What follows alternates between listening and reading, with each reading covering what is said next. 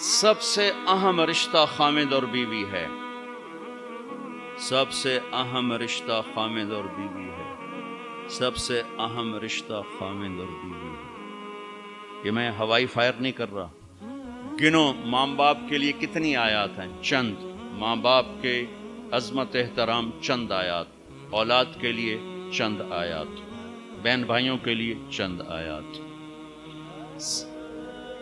لیکن خامد اور بیوی کے لیے سینکڑوں آیات ہیں، پورا مضمون چلتا ہے، پوری صورت چلتی ہے کہ ایک گھر کیسے آباد ہو۔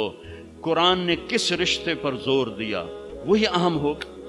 کتنا یہ رشتہ ذلیل ہو چکا ہے، کتنی بیویاں روزانہ مار کھاتی ہیں، کتنی بیویوں کو مارا جاتا ہے، گالیاں دی جاتی ہیں، ان کے ماں باپ کو گالیاں دی جاتی ہیں، ان کے بہن بھائیوں کو گالیاں، ساس سسر کتنی ننگی تلوار ہیں۔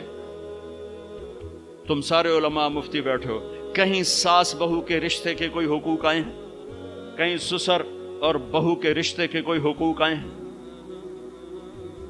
لیکن میرا معاشرہ سارا حق ساس سسر کے آنے والی بہو پر ڈال دے، خامد تو بیچ میں شامل وا جائے، وچو پتہ نہیں کدو آ گیا، تو پچھاڑ سانو کرن دے جو کرنا۔ ایک عورت جب ماں ہوتی ہے تو روئیں سے محبت کے چشمے، جب ساس بنتی ہے تو روئیں سے زہر اگلنے لگ جاتی۔ یہ کیا معاشرہ ہے؟ اس معاشرے نے کو ہم، یہ علماء کا قصور ہے کہ انہوں نے معاشرت نہیں سمجھائی۔ اچھا، ایک اس رشتے کی اہمیت اس وجہ سے سینکڑوں آیات ہیں، ایک اس کی کمزوری اس وجہ سے، اس کو بچانے کے لیے، چونکہ ماں بیٹے کا رشتہ ٹوٹتا نہیں، بہن بھائی کا رشتہ ٹوٹتا نہیں، باپ بیٹے کا رشتہ ٹوٹتا نہیں، خامد بیوی کا رشتہ ایک بول پر ٹوٹ جاتا۔ اس کو بچانے کے لیے ادھر سے، اس لیے یہ فقہا کہیں گے کہ اللہ تعالیٰ نے بیوی کا حق رکھا کہ الگ گھر دو، اگر وہ مالدار ہے تو الگ گھر دے، تاکہ وہ میاں بیوی زندگی شروع کریں، ان کے مسائل تھوڑے ہوں گے۔ بیچ میں ساس بھی آ گئی، بیچ میں سسر بھی آ گیا، بیچ میں نند بھی آ گئی، دیور بھی آ گیا، بھابیاں بھی آ گئیں، وہ دیکھتی ویسی چٹنی بن گئی پہلے دن۔ چند دن پہلے ہمارا ایک ساتھی ہم بتا رہا تھا جی کہ وہ صاحب جب بیوی کو مارتے تھے نا تو ساتھ ان کے ابا بھی آ جاتے، ان کی اماں بھی آ جاتی، ان کی بہنوں، ان کے بھائی، سارے مل کر بیوی کی پٹائی کرتے تھے، اور بڑا دیندار گھرانہ کہلاتا تھا وہ علاقے کا۔ اگر وہ الگ گھر نہیں لے کے دے سکتا تو کرائے پر لے کر دے، اس کو الگ رکھے، اگر اس کا مطالبہ ہے، مطالبہ نہیں پھر تو ٹھیک ہے۔ اگر کرائے پر بھی لینے کی سخت نہیں تو گھر میں پورا پورشن اس کو لے کر دے، پورا پورشن دے جس میں وہ آزاد ہو۔ اگر اس کی بھی ہمت نہیں تو ایک کمرہ، ایک کچن، ایک ٹوائلٹ اس کا الگ ہو جس میں اور کوئی نہ ہو۔ اگر اس کی بھی ہمت نہیں تو پھر روزے رکھے تھے، تسبیح پڑھے، کسی دین کو برباد نہ کرے، پھر کسی کی بیٹی کو برباد نہ کرے، پھر اپنے روزے رکھے۔ یا معاشر الشباب من استطاع منکم الباءۃ فلیعفل وان لم یستطع فعلیہ بالصیام۔ پھر روزے رکھو، تسبیح پڑھو، کسی کی بیٹی کو برباد نہ کرو۔ یہ بہت خوبصورت رشتہ ہے، لیکن جوائنٹ فیملی سسٹم نے اسے تباہ کر کے رکھ دیا۔ جوائنٹ فیملی سسٹم بہت اچھا، مشترکہ نظام زندگی بہت اچھا تھا جب ایک دوسرے کے حقوق کا پتہ تھا، اب حقوق کا نہیں پتہ، لہٰذا ادھر سے آگ، ادھر سے آگ، ادھر سے آگ، ادھر سے آگ۔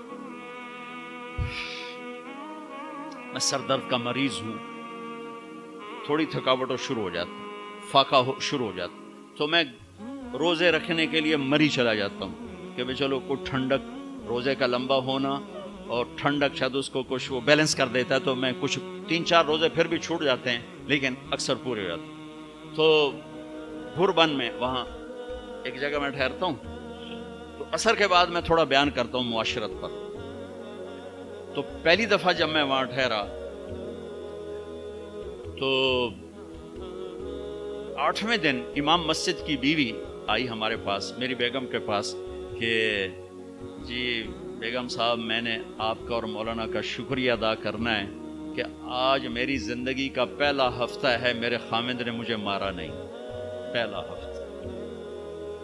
امام مسجد، امام مصلی پہ کھڑے ہونے والے، کہا پہلا زندگی کا ہفتہ ہے میرے خامد نے مجھے مارا نہیں، ورنہ میری ہر دوسرے دن پٹائی ہوتی تھی۔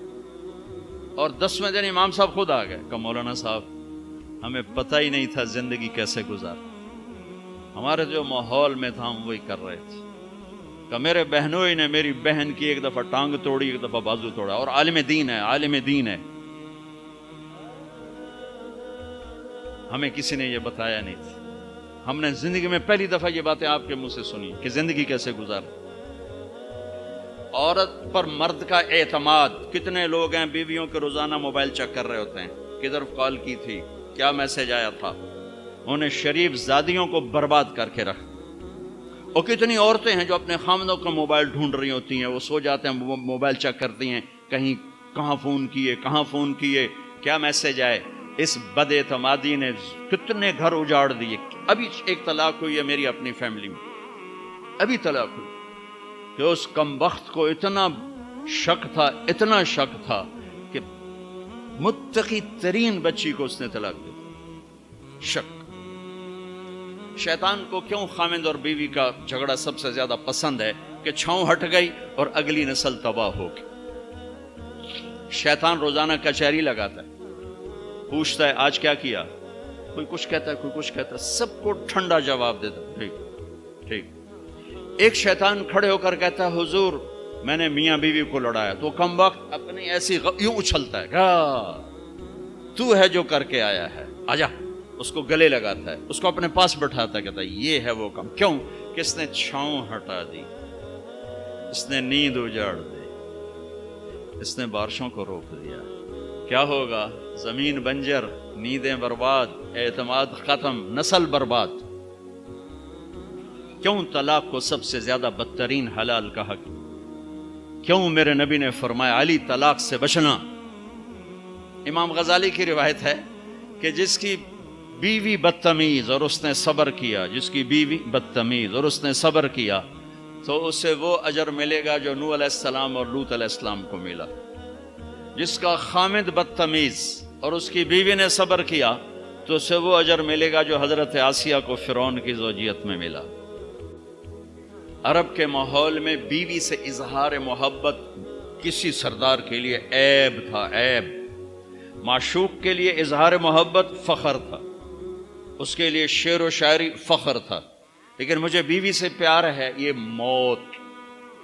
माहौल ऐसा है कि बीवी से इजहार मोहब्बत ऐब है और माशूक से इजहार मोहब्बत फख्र है। इस माहौल में मेरे नबी मस्जिद नबवी में हैं और आपके गिर्द मजमा है, और एक शख्स पूछता है या रसूल अल्लाह मन अहब्बुन नास इलैक। कान में नहीं, खुल के पूछता है, आप उसके कान, या रसूल अल्लाह मन अहब्बुन नास इलैक, आपको सबसे ज्यादा किससे प्यार है? आपने जोर से कहा आयशा से। आयशा से मुफ्ती नईम कहेगा?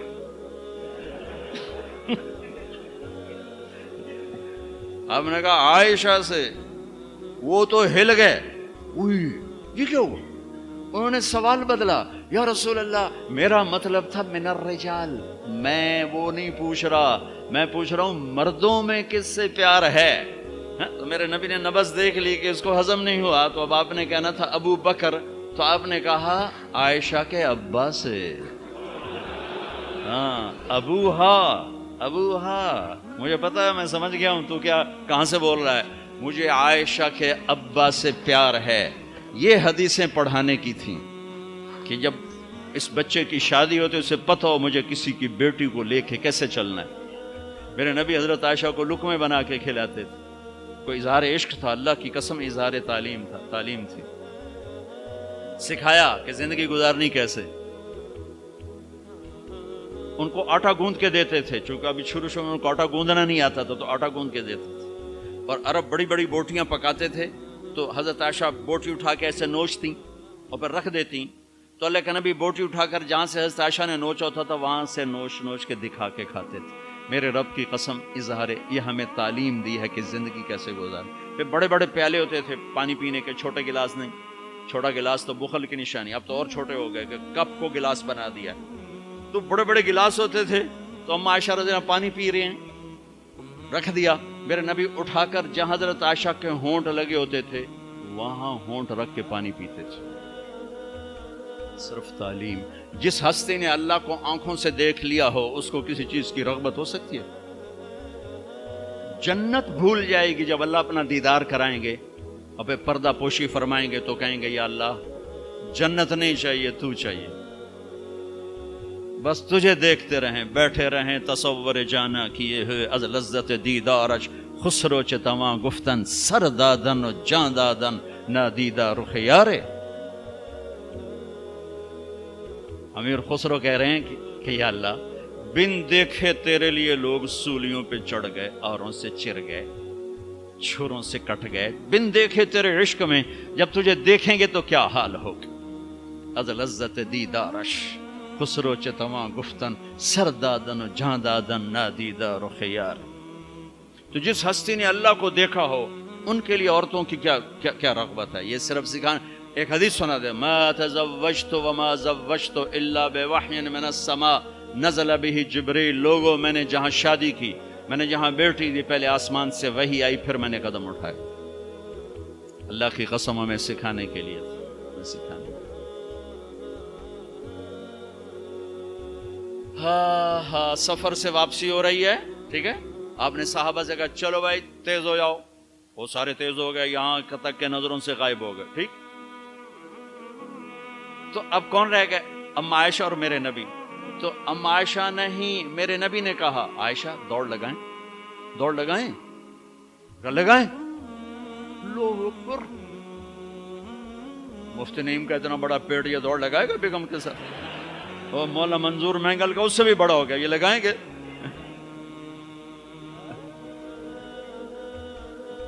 تو عائشہ دوڑ لگائیں، کہا جی لگائیں. تو حضرت عائشہ فرماتی میں آگے نکل گئی لیکن ابھی پیچھے رہے. پھر کچھ عرصہ گزر گیا، کئی سال گزر گئے، پھر ایک سفر سے واپسی ہو رہی. آپ نے کہا ہاں بھائی آگے جاؤ، وہ سارے آگے جا گئے، اجل ہو گئے. آپ نے کہا عائشہ دوڑ لگائیں، کہا جی لگائیں. تو کہا ان دنوں میں موٹی ہو گئی. تبدنت کا لفظ مجھے یاد ہے کہ میں موٹی ہو گئی تھی. تو جب دوڑ لگائی تو لیکن ابھی آگے نکل گئے. تو آپ نے کہا عائشہ ہذہ بتلک، اب تو میں برابر ہو. اللہ کی قسم زندگی سمجھانے کے لیے. جہاد کا سفر سارا صحابہ کا قافلہ ہے، جنگ کا زمانہ ہے، دشمن چاروں طرف ہے، اور ہم ام عائشہ رضی اللہ عنہ اونٹ پہ بیٹھی اور ہاتھ لگایا تو ہار غائب.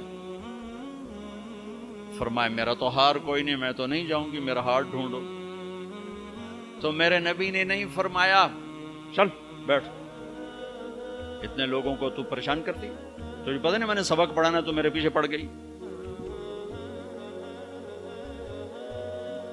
طلبہ میرا انتظار کر رہے ہیں. آپ نے کہا بھائی عائشہ کا ہار ڈھونڈو. سب ڈھونڈنے میں لگ گئے. شام ہو گئی، سورج چھپ گیا اور ہار نہیں ملا، اور اس کے بعد تلاش بند ہو گئی. اندھیرے میں کہاں ملے گا؟ اب کیا ہوا؟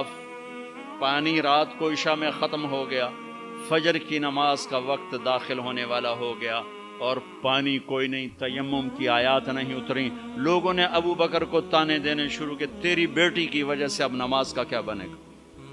ابو بکر غصے میں آئے اما عائشہ کے خیمے میں. تو اللہ کے نبی گود میں سر رکھے سو رہے تھے. اب آپ تو باپ تھے تو آ کر اب بول تو سکتے نہیں، اور چہرے سے دوری تیری وجہ سے ہو، اور یہاں پسلی میں ماری انگلی، زور سے انگلی ماری. تو کہتے میں ایسے سخت ہو گئی تاکہ میرا بدن حرکت نہ کرے کہ کہیں اللہ کے نبی اٹھ نہ جائیں. تو چہرے سے غصے کا اظہار کر کے، اور تو اللہ نے آیات تیمم اتاری. اس موقع پر تیمم کی آیات پہلی دفعہ 8000 سال میں یہ ہونے لگا ہے. بھلا مٹی سے آدمی صاف ہوتا ہے اور گندا ہو جاتا ہے؟ اللہ نے کہا نہیں، فتیمم، چلو تیمم کرو. اب سارے صحابہ میں خوشی کی لہر، اور سعد بن عبادہ کہنے لگے اے آل ابو بکر، یہ پہلی تو نعمت نہیں ہے جو تمہارے گھرانے کے طفیل ہمیں ملی ہے، اس سے پہلے بھی بڑی نعمتیں تمہارے گھر کی طفیل ہمیں ملی ہیں. اللہ نے تیمم کی آیت اتار. میرے نبی نے قافلے کو نہیں چلایا، یہاں تک کہ حضرت عائشہ نے کہا اچھا یا رسول اللہ اب چلیں، ہار کو چھوڑیں. پھر میرے نبی چلے، اور جب اونٹنی کو اٹھایا تو ہار اس کے نیچے پڑا ہوا تھا، وہ سارا باہر ڈھونڈتے رہے، ہار نیچے چلا گیا تھا گر کر. یہ میرے نبی کی زندگی ہے. یہ مینگل صاحب سے کہتا ہوں پڑھائیں، مفتی نعیم سے کہتا ہوں یہ زندگی پڑھائیں کہ ان کی بیویاں ان کو دعائیں دیں، ان کے ماں باپ ان کو دعا دیں، ان کی اولاد ان کو دعا دے.